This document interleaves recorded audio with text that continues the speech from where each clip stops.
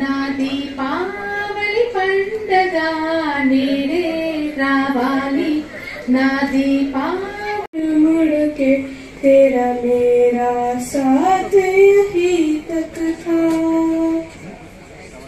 ये तेरी ज़मीन तेरे खून सही तो सजते संवरते हैं राज तेरे इश्क की मैं हकदार नहीं तेरी हीर तो डरती है राज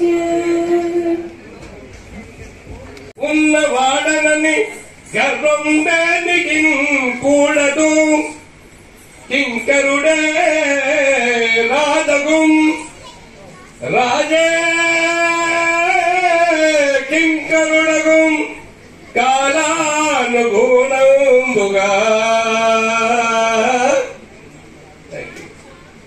నేను retired assistant commissioner commercial taxes ఇలా ఉన్నాను. కార్యక్రమానికి వచ్చాను. ఈ ఇంత అద్భుతమైన కార్యక్రమంలో మీరు కూడా పార్టిసిపేట్ చేయడం మీకు ఎలా అనిపించింది? ఈ కార్యక్రమంలో పార్టిసిపేట్ చేయడం అందరం పార్టిసిపేట్ చేస్తున్నాం ఏదో రకంగా. నేను ఫస్ట్ సాంగ్ సారే జహాసే అచ్చాలో నలుగురు బృందులు నేను కూడా ఉన్నాను, ముగ్గురు మహిళామణులు ఉన్నారు, వారితో పాటు నేను కూడా ఉన్నాను. సారే జహాసే అచ్చా హిందుస్తా హమారా. ఈ రోజు ఆ పాట యొక్క అవసరం ఎంతో ఉంది. భారతదేశంలో జరిగినటువంటి అనేక మతోన్మాద చర్యలకు మరొకసారి జ్ఞాపకం చేసుకొని మనమంతా ఒకటేననే భావనను మేము చెప్పగలిగాము. ఆ పాటను రాసింది 1935లో రాశారు, కానీ ఇప్పుడు ఆ పాట యొక్క సందర్భము రిలివెన్సీ చాలా ఉందని అనుకున్నాను. బట్ ఒక పాటతో ఏం కాదు, బట్ ఈ కార్యక్రమం అనేది కమర్షియల్ ట్యాక్స్ డిపార్ట్మెంట్లో ఉన్నటువంటి ప్రతిభావంతులైన కళాకారులు ఉన్నారు, నేర్చుకుంటున్న వాళ్ళు ఉన్నారు, నేర్చుకున్న వారు ఉన్నారు, వాళ్ళ పిల్లలు ఉన్నారు. కాబట్టి వాళ్ళందరి యొక్క కళను సృజనాత్మకతను ఒకసారి బయటికి తీసి కాస్త అందరికీ తెలియజేయాలని ఉద్దేశం. సార్, ఈ సంస్థతో మీ ఎన్నేళ్ల అనుబంధం, ఇంకా సెక్రటరీ గారి గురించి, ప్రెసిడెంట్ గారి గురించి అన్నమాట. నేను దాదాపు 30 years ఈ డిపార్ట్మెంట్లో పనిచేస్తాను. 30 years, 3 దశాబ్దాలు. మాది కమర్షియల్ ట్యాక్స్ డిపార్ట్మెంట్ కాబట్టి మేము ప్రభుత్వానికి ఆదాయం సమకూర్చే 4 డిపార్ట్మెంట్లలో మాది మొట్టమొదటి department. First commercial tax, then excise, third transport department. Revenue department కానీ రెవెన్యూలో ఒక పైసా రాదు. రెవెన్యూ ఇచ్చేంత మేమే. ఉమ్మడి అవిభక్త ఆంధ్రప్రదేశ్ రాష్ట్రంలో ఇప్పటికీ మా ట్యాక్సే రాష్ట్రం యొక్క ఖజానా నింపడానికి మా ట్యాక్సే ముఖ్యమైనది. కాబట్టి మేమందరం చాలా కష్టపడి డే అండ్ నైట్ కష్టపడి చెక్ పోస్ట్ ద్వారా కానీ, తనిఖీల వల్ల కానీ, ఆడిట్ వల్ల కానీ, ఆకస్మిక చెక్కింగ్ వల్ల కానీ, మొత్తానికి ట్యాక్స్ ఎగ్గొట్టే వాళ్ళు చాలా రకాలుగా ఉంటారు. 99 పద్ధతులు ఆలోచిస్తే 100 పద్ధతులు మేము పట్టుకుంటాం, 100 పద్ధతులు మేము పట్టుకుంటాం.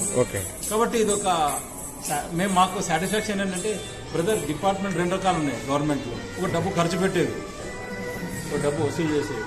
ఖర్చు పెట్టేవాడు లెక్క ఇవ్వాలి అంతే. మేము అట్లా కాదు, ఒక్కొక్క పైసా వసూలు చేసి వాళ్ళకి ఇవ్వాలి.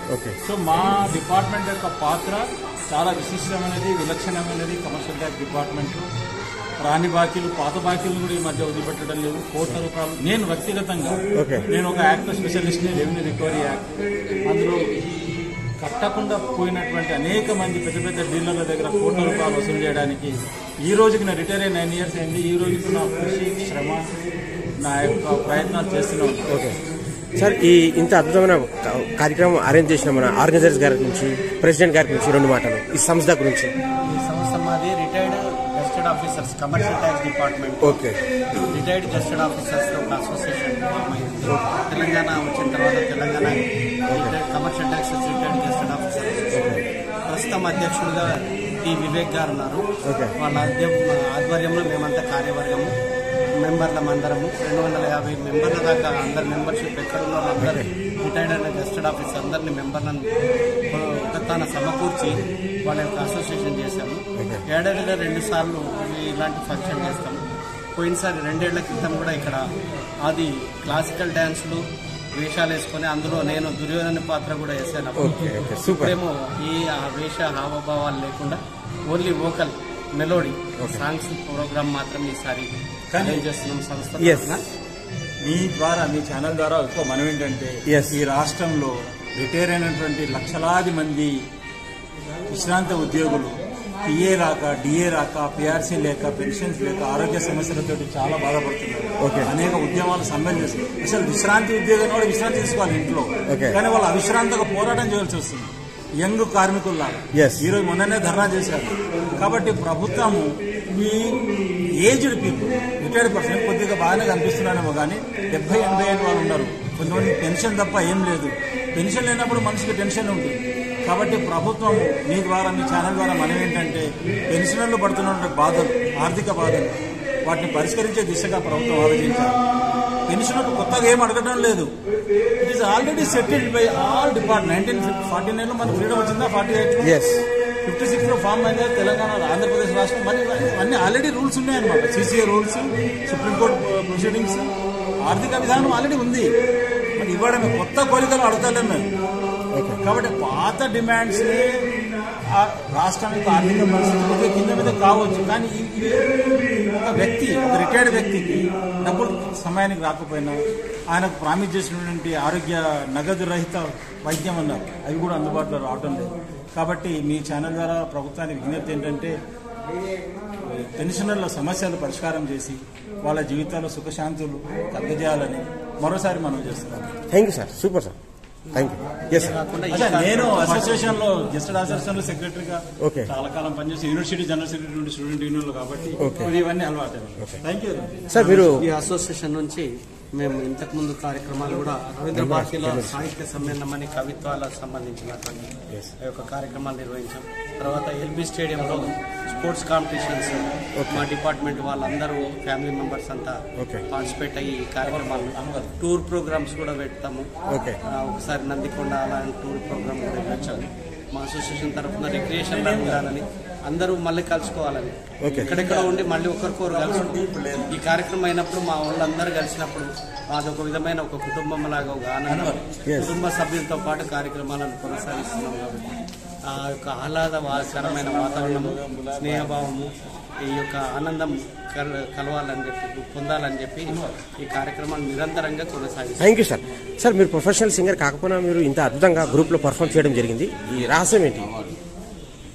క్వశ్చన్ మీరు ప్రొఫెషనల్ సింగర్ కాకపోయినా చిన్నప్పటి నుంచి రచన చేస్తాను. తెలుగు సంస్కృత భాషలో నాకు అందరూ ఆస్థాన పండితులు కూడా అంటారు. కమర్షియల్ టైప్ తెలుగు కానీ తెలుగు కవిత రచన చేస్తాను. నేను ఈనాడు బీసీ ఎంసీజే, నేను ఐ హ్యావ్ డన్ జర్నలిజం, ఈనాడు పేపర్లో అనేక పత్రికల్లో పనిచేసిన, పత్రికా రంగంతో ఇన్ఫర్మేషన్ డిపార్ట్మెంట్లో పిఆర్ఓ పనిచేసిన. కాబట్టి ఈ పాత్రికేయ వృత్తి, రచన చేయడం, రచన వ్యాసంగం, ఈ ఉపన్యాసాలు, ప్రసంగాలన్నీ మాకు చిన్నప్పటి నుంచే ఉన్నాయి.